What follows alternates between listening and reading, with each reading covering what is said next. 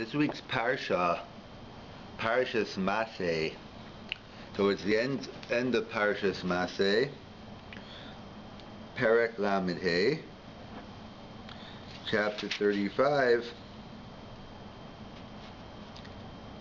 In the middle of chapter, the Torah talks about the halacha of Ari Miklat, the city of refuge, and it's a whole Gemara in Makis and other Gemaras going through all the details. But basically, someone kills someone unintentionally, and now they need a place to hide because the avenger of blood, the Gol Adam, one of the relatives, the different opinions, whether it's a mitzvah or rishus, whether it's a commandment or optional, to go ahead and avenge the blood.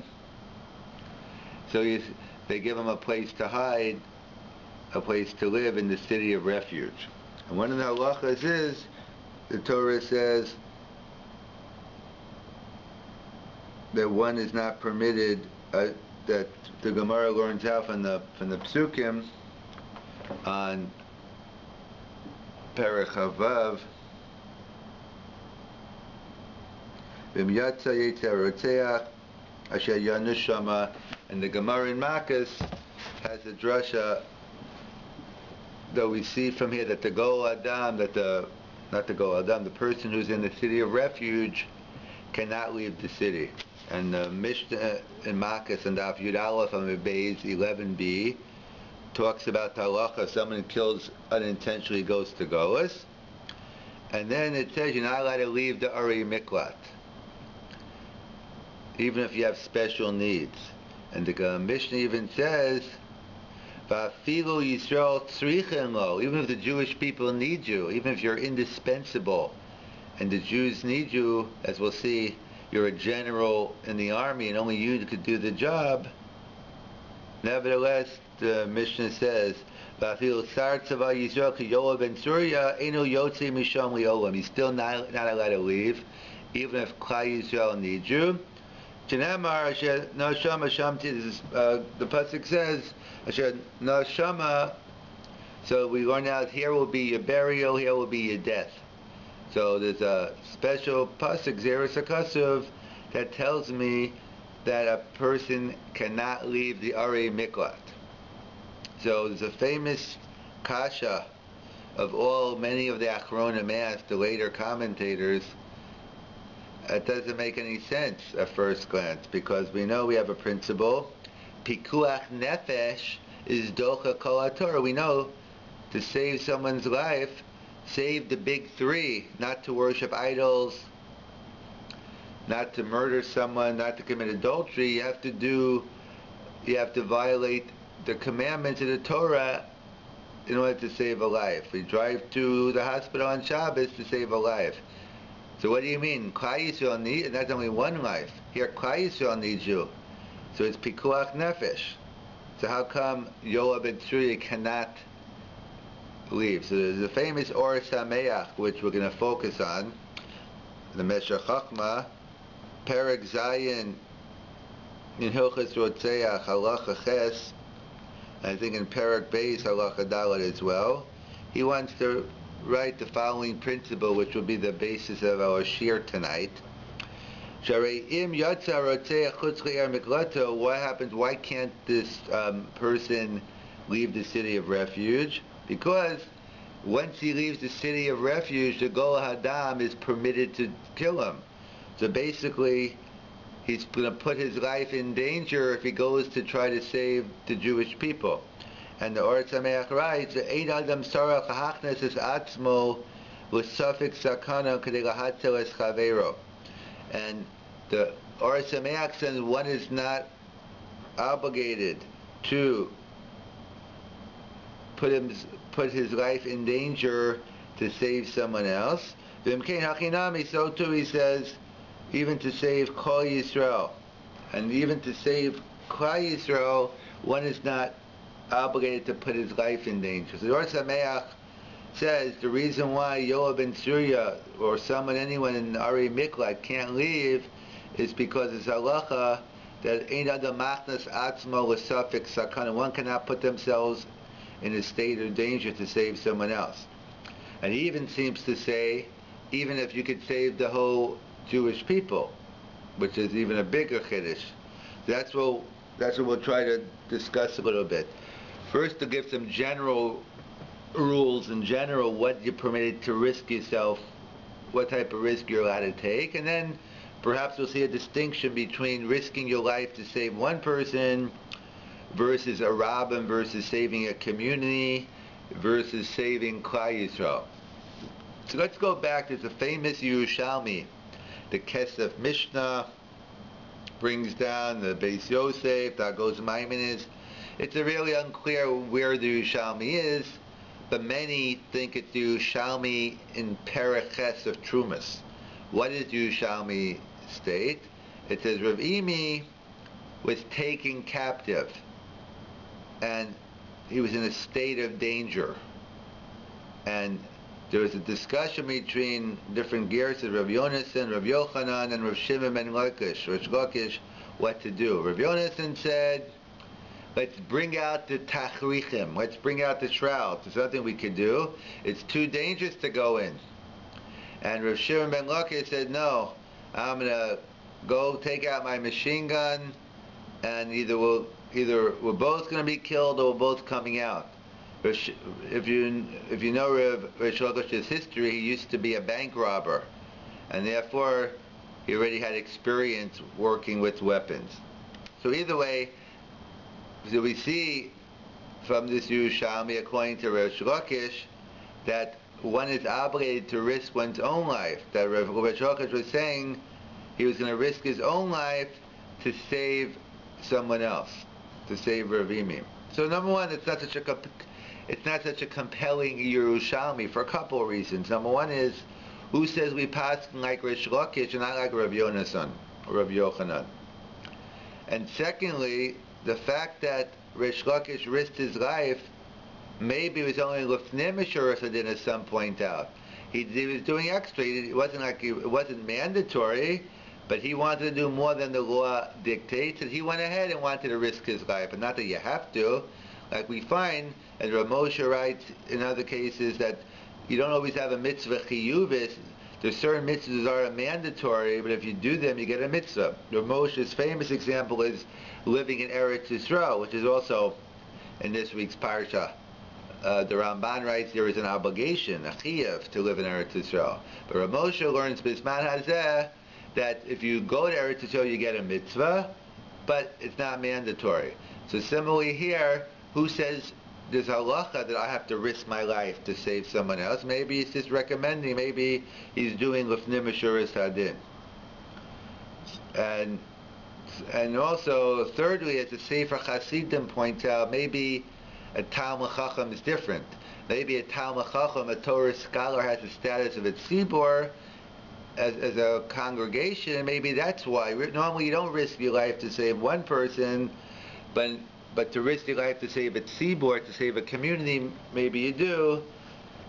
So either way, you can't bring up, the Yerushalmi rule is that if one is obligated to risk one's own life to save someone else, because halah safek, because we have a principle, ein safek motzi midei vadai, that if I don't do anything, that person will definitely die.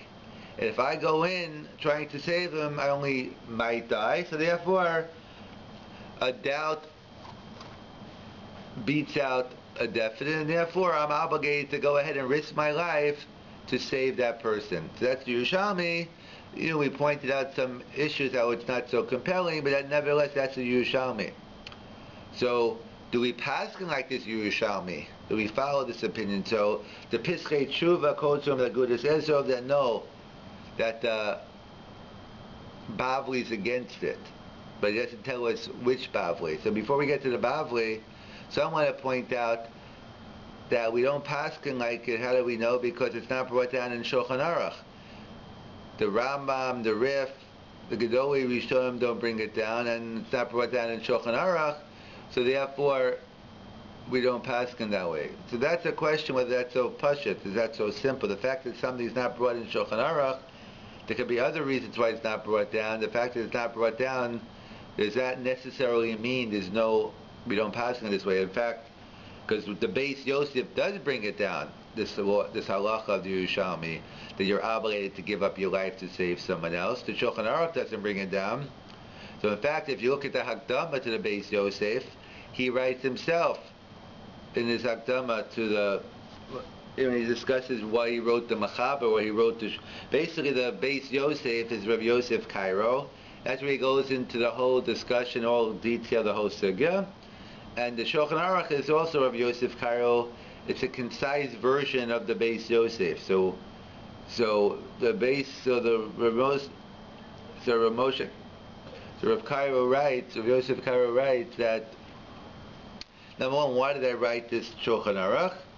So, number one is, I wrote it to a Talmud Chacham every once a month Chazer. The Beis Yosef is too long, so just to review, so you know all the halachas, a quick, concise summary. And also, I need a book for kids. But what are the implications? The implication of this is that if you really want to know what I'm thinking, check out the Beis Yosef. So it's not so clear. You can't bring me a proof. The fact that the Beis Yosef didn't put it in the Shulchan Aruch doesn't mean we don't pass it that way. But either way, that's the Yerushalmi. And others say that, so the question is, as a general rule, if there's a machlokas Yerushalmi Bavli, Jerusalem Talmud versus the Babylonian Talmud, we go with the Bavli because it came afterwards, and we assume it incorporated all the things that they had to from before. But we have to find the Bavli that is choleg. So where is this Bavli? So there are a couple of Gemaras that seem to imply that the Bavli is choleg on the Yerushalmi. One is from this Gemara in Nida, Samach Aleph, and the Tzir brings it down, and he wants to bring a proof from here.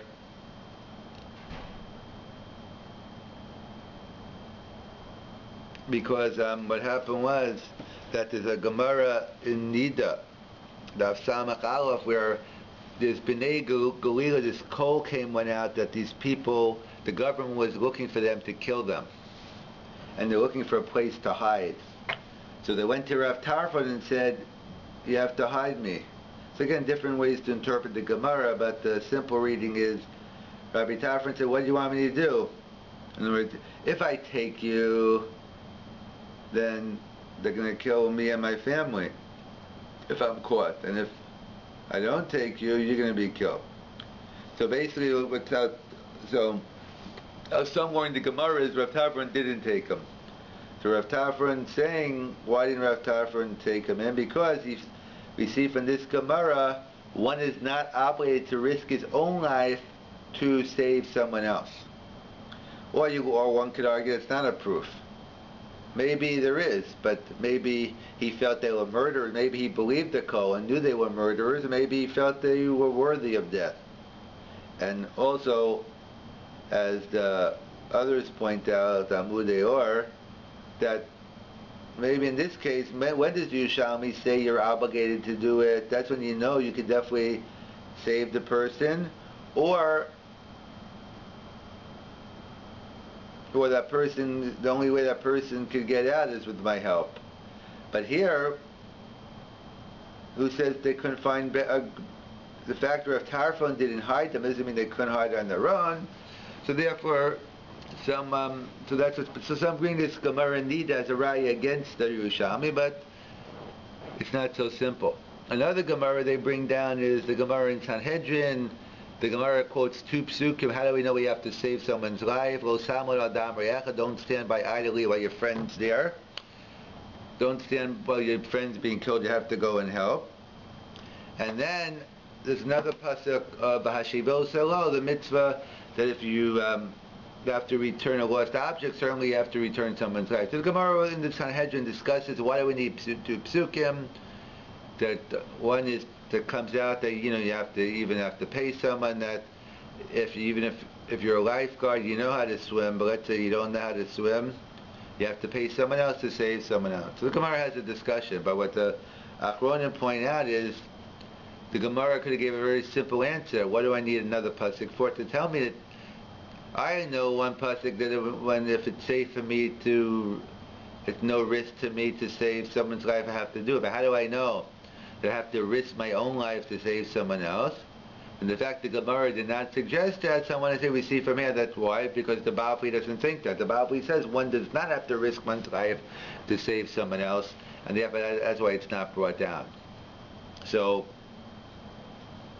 that's the Gemara in Sanhedrin. There's another famous Gemara in Bava Metzia about a person stuck in the desert with only one cup of water, and the two people there, so it's Machlokes Rabbi Akiva and Ben Petira, if whether one has to share the water or not. Rabbi Akiva says, no, chayecha kodmin, v'chayechichi imach, that your life takes precedence, and Ben Petira says, how does it look, that you're going to sit by idly while your friend dies? Better you drink and both die. So, at first glance, Ben Petira doesn't make any sense.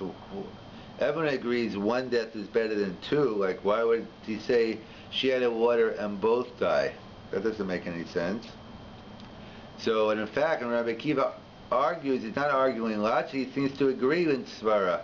He says, what can I do? It's Xeris HaKasuf, that v'chayachicha imach. So the Netziv and others explain that,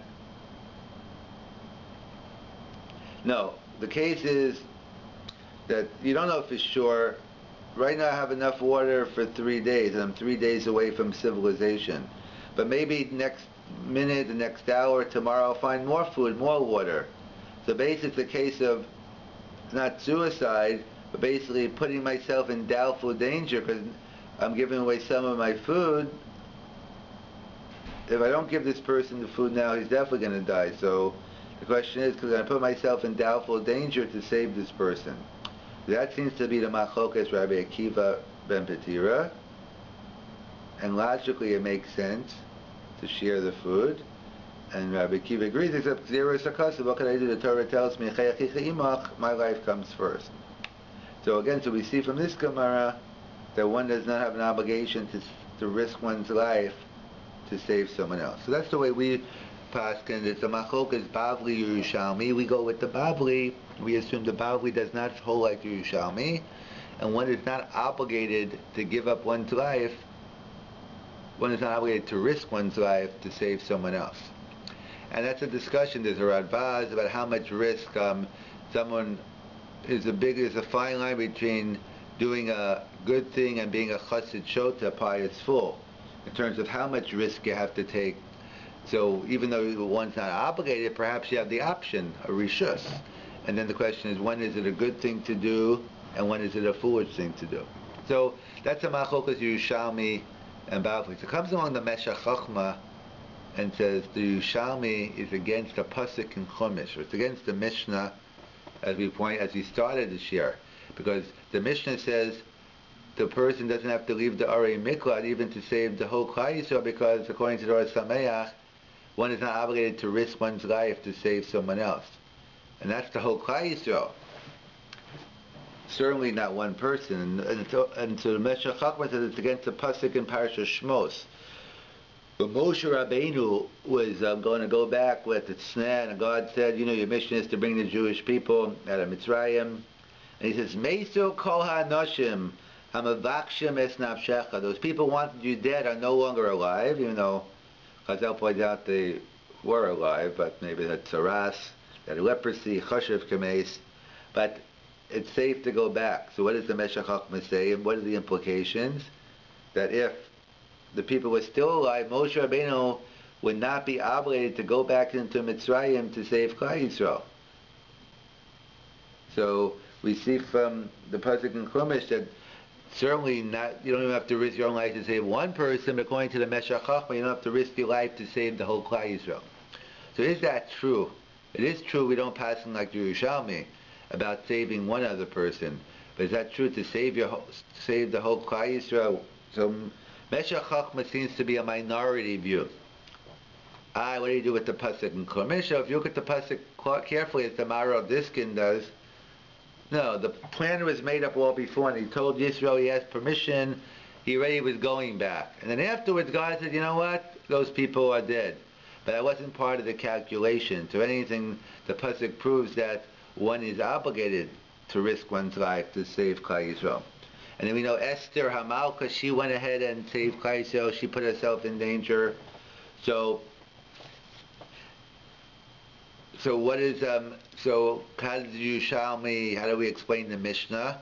The Mishnah does say Yoel ben Surya, if we are paskin that you can leave, you can risk one's life to save Klai Yisrael. So how come if you're stuck in an Ari Mikla you cannot? So that already the Achronim point out that it's true. Pikuach nefesh is docha kol Torah, but that's benidon in terms of fulfilling mitzvahs, because it says v'chai bahem. But where do we find? But let's say someone's a specialist, a doctor, a lawyer, or any field. We just use a doctor, but in any field. And let's say you could save many lives by doing something. You're the only lawyer who knows how to write up this thing. You could get people out, or you're a doctor and you have to save people. So what happens if someone was, let's say, did something that warrants a death penalty? So it's basically, you know what, this guy deserves death, but since he could save 1,000 lives, or he could save Kaiser, we're not going to kill him. We don't find that at all. So Pikuach Nefesh is Docha Mitzvahs, but not Onshin. And as the Rishonim point out in Makis, being in Golis is, besides a mitzvah, it's a Onesh. There's two parts to, and therefore, since it's an Onesh, therefore we know Pikuach Nefesh doesn't supersede on punishment, as they point out. The Bedin Golis Iker Tarte, one of the mitzvah Golis, V'shenis Chovas Onesh. And therefore, we don't find Pikuach Nefesh is Docha Onshin. So that's why. It's not really we can paskin that really you do have to risk your life to save Klai Yisrael. However, in the case of Ari Mikla, it's different. It's a special Xeris HaKasuv, according to 3-day Eish. Or, like other Achronim say, we don't find Pikuach Nefesh is Docha Onshin punishment. And that's why Yoel ben Surya was not able to go out. Even when someone like Yoel ben Surya wouldn't be able to allow to leave the Ari Mikla. To summarize, it's a Machokas Yerushalmi and Bavli, whether one has to risk one's own life to save someone else from danger. The Yerushalmi says yes. Bavli says no. There's no obligation. Perhaps, depending on how much the risk reward, then there is a mitzvah to do it. Then we have the concept of what about risking your life to save Klai Yisrael? So then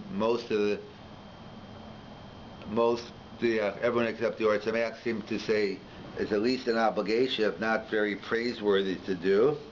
And then there's a further machlokas among the Achronim whether you have to risk life just to save a tzibur. Most also say some want to make a distinction between a specific community versus Tal Klai Yisrael. Others want to say it's the same. So that's why Moshe Rabbeinu was willing.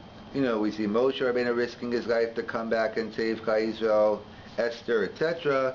And that's that seems to be the consensus view. And that's and it's a special halacha by Ari Miklat that because of Pikuach Nefesh is docha all the mitzvahs, but not onshin, and therefore that's why someone who's in Ari Miklat cannot leave under any circumstance, even to save Klai Yisrael. But ordinarily, that is the halacha that one is obligated, or at least minimally praiseworthy, to try to risk one's life to save the Jewish people. In fact, that's what we find in last week's Parashas Pinchas. There's a whole Klei Chemda on it, that Pinchas went ahead and risked his own life because, as Chazal tell us, Zimri could have turned around and killed him.